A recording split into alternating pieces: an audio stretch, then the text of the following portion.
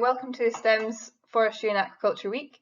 My name is Rebecca Weeks and I'm just going to talk to you for a few minutes today about my career to date and how I ended up working for SAKE, the Sustainable Aquaculture Innovation Centre.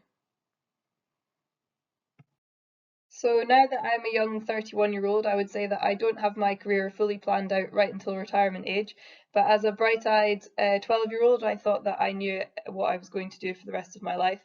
And having watched a million David Attenborough documentaries and played in rocky shore rock pools at my grand's house all of my childhood, I knew that I wanted to do marine biology for the rest of my life.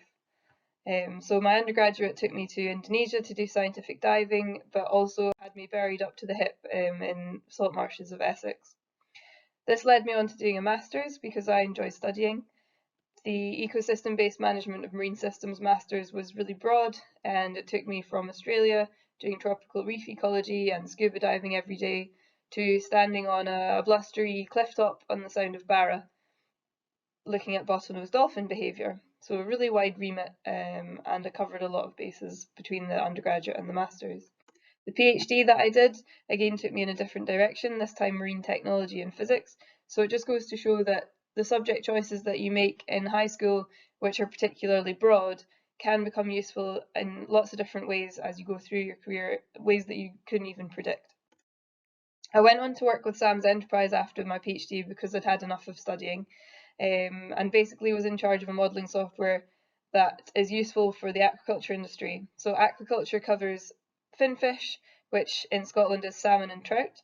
It also covers shellfish and seaweeds. I really enjoyed my job at Sam's, but it was really only focused on one individual software. So when a job came up with SAKE, who I work for now, I went for it. SAKE are one of 7 innovation centres that are funded by the Scottish Government in order to drive growth in areas of key economic and social importance. So essentially, aquaculture brings in money for the Scottish economy, and it also supports environmentally sustainable production of protein.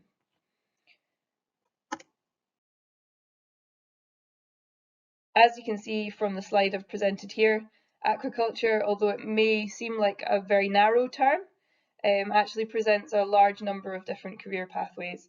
And the subjects that you choose at school could be any number of science-based subjects, science, technology, maths, any of these can take you into an aquaculture career.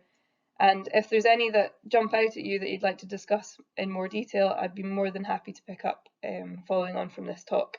You can contact me via email, or you can contact the wider SAKE team as well.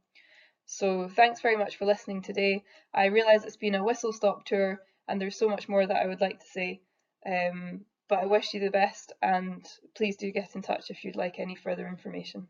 Thank you.